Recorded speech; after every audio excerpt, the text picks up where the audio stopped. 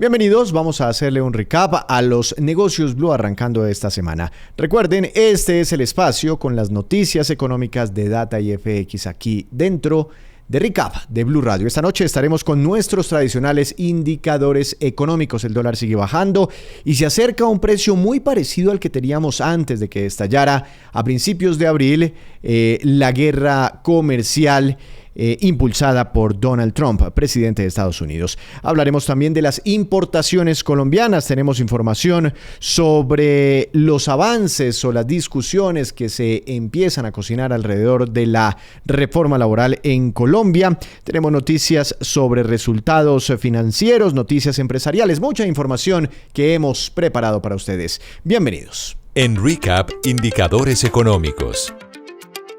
Empezamos con los indicadores, con las cifras más relevantes de este lunes 19 de mayo. Indicadores que nos cuenta, como siempre, Dari Belandia.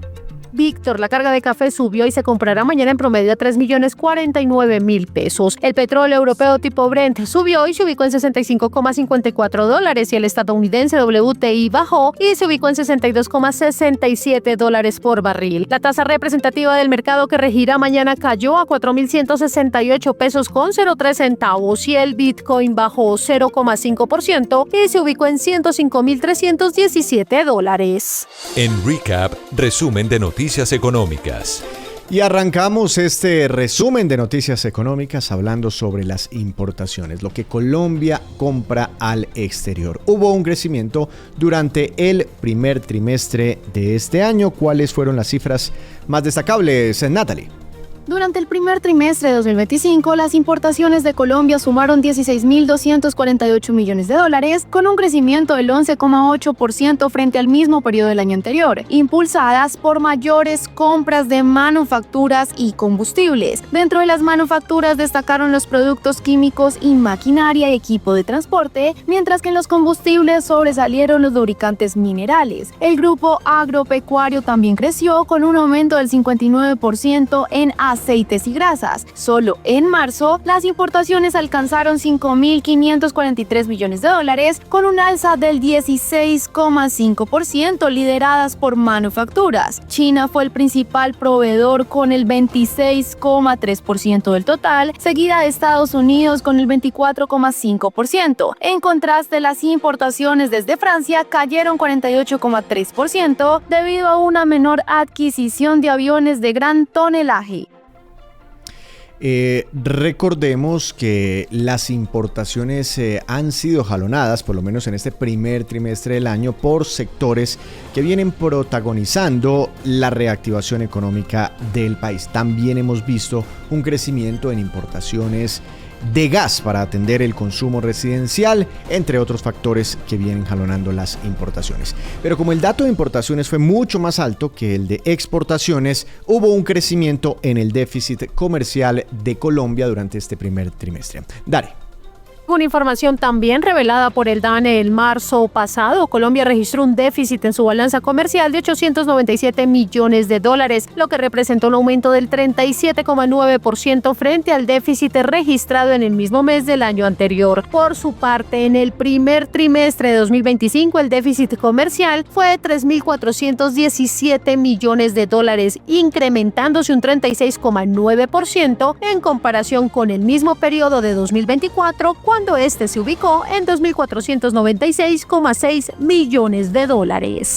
Ahora hablemos de reforma laboral. Hoy se realizó la audiencia pública previa al tercer debate de este proyecto, luego de haberse revivido en el Congreso de la República. Y paralelamente el Gobierno Nacional, y de esto pues hemos hablado bastante en las últimas horas, radicó su consulta popular 2.0. La primera se hundió la semana pasada en el Congreso y el gobierno insiste ahora con 4 nuevas preguntas para un total de 16, estas últimas 4 preguntas relacionadas con la reforma a la salud. Pero a continuación vamos a hacer un recuento de los momentos más importantes de la audiencia pública en el Congreso de la República. Empecemos por lo que dice FENALCO, quien sigue siendo un gremio muy crítico respecto a los impactos negativos que tendría esta reforma aumentar los recargos dominicales, que la jornada nocturna empiece antes frente a como empieza hoy en día. Y por eso desde FENALCO dicen que apoyarían un proyecto si se hacen cambios estructurales. Jaime Alberto Cabal, presidente de este gremio. Lo primero es que este proyecto no está orientado a generar empleo ni a combatir la informalidad. Según el estudio del Banco de la República, se destruirían 450.000 empleos por el alto incremento de los costos laborales. El proyecto de ley de reforma laboral hundido 2 veces en el Congreso no puede ser malo antes y bueno ahora, solo porque se hundió en la consulta popular. También se pronunció allí el presidente de la ANDI, Bruce McMaster, dijo básicamente lo que nos contaba esta mañana en Blue Radio, en el programa Mañanas Blue, que ceden en ciertos puntos, planteó la posibilidad de que exista un régimen excepcional para las empresas más impactadas por esta reforma laboral.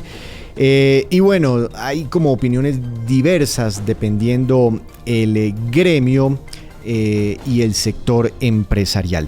En esta misma audiencia pública, Rosemary Quintero, representante del Observatorio Nacional de la MIPYME, pidió gradualidad en el recargo dominical hasta 2027 y alertó sobre el impacto del contrato de aprendizaje y la desformalización empresarial. Veamos. Decidimos hacer un sondeo donde están participando más de 1,000 empresarios que han logrado responder hasta hoy con 6 preguntas que consideramos fundamentales.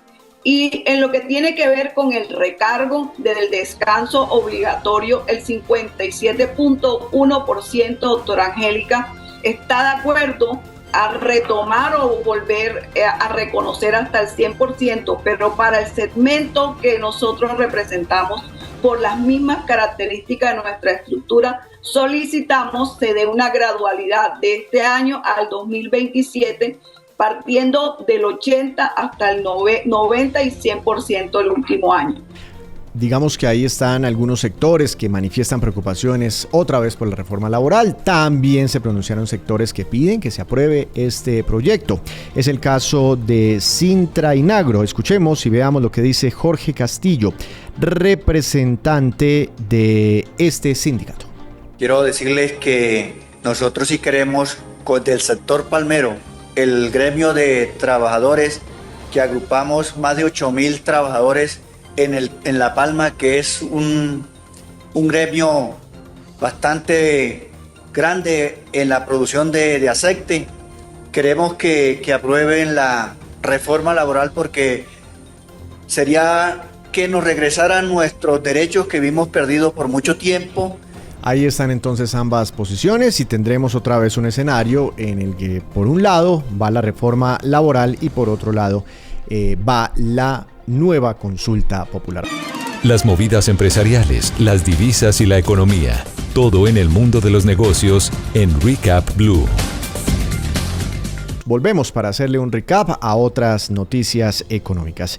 Empecemos hablando del sector energético porque Colombia y una colombiana particularmente liderará la representación latinoamericana en la Unión Internacional del Gas. ¿De quién se trata? Camilo Vázquez. En el marco del Congreso Mundial del Gas en Beijing, Luz Estela Murgas, presidente de Naturgas, fue designada como coordinadora para América Latina y el Caribe de la Unión Internacional del Gas para el periodo 2025-2028, convirtiéndose en la única mujer entre los 8 coordinadores regionales de esta organización global. En su nuevo rol, representará los intereses de la región en temas clave como la descarbonización, el acceso equitativo a la energía y el impulso de gases renovables. Murgas destacó el compromiso de visibilizar el potencial latinoamericano en la transición energética global. En más información, Fedesarrollo asumió la vicepresidencia de una nueva red de centros de pensamiento de las Américas. Dari. Fedesarrollo fue designado como primer vicepresidente de la Red de Centros de Pensamiento de las Américas, alianza conformada por instituciones líderes de 7 países del continente. El nombramiento de Luis Fernando Mejía, director ejecutivo de Fedesarrollo, se anunció en el primer encuentro presencial de la red realizado en Santiago de Chile. Durante su intervención, Mejía advirtió sobre el círculo vicioso que frena el desarrollo en América Latina, marcado por altas cargas tributarias, baja inversión, informalidad y limitada capacidad estatal. La red, creada en el 2024, busca promover la colaboración regional y generar propuestas para enfrentar los desafíos comunes del hemisferio. Y Corfi Colombiana inició el 2025 con un crecimiento en ingresos y en utilidades. Natalie. En el primer trimestre, Corfi Colombiana reportó ingresos por 3,2 billones de pesos y una utilidad neta de 260.572 millones de pesos, creciendo 19,4% frente al mismo periodo del año anterior. Según la compañía, el resultado fue impulsado por avances en infraestructura como la entrega de la UF2 de Covi Pacífico y el nuevo puente Naranjal en energía, con la expansión de la planta SPEC y proyectos de gas y energía solar en el suroriente del país, en turismo, en hoteles estelar con una ocupación hotelera promedio del 66% y un alza del 18% en ingresos por habitación, y en agroindustria, donde sus empresas mostraron recuperación tras el impacto del fenómeno del Niño. Y Corfi Colombiana inició el 2025 con crecimiento en sus ingresos y utilidades, mientras que Credicorp incrementa su utilidad y también profundiza su estrategia de sostenibilidad. Camilo Vázquez. Durante el primer trimestre de 2025, Credicorp registró una utilidad neta de $485 millones, con incrementos del 57,8% frente al trimestre anterior y del 17,6% en términos interanuales. El grupo reportó mejoras en rentabilidad en diversas filiales, incluida Mibanco Colombia, en medio de un entorno desafiante. Credicorp destacó avances en digitalización e inclusión financiera, con 14,3 millones de usuarios activos mensuales y más de 1,6 millones de créditos otorgados en el trimestre. Además, presentó su estrategia de sostenibilidad 2025-2030 enfocada en inclusión, educación financiera y financiamiento sostenible. Gracias, Camilo. Hasta aquí la información económica.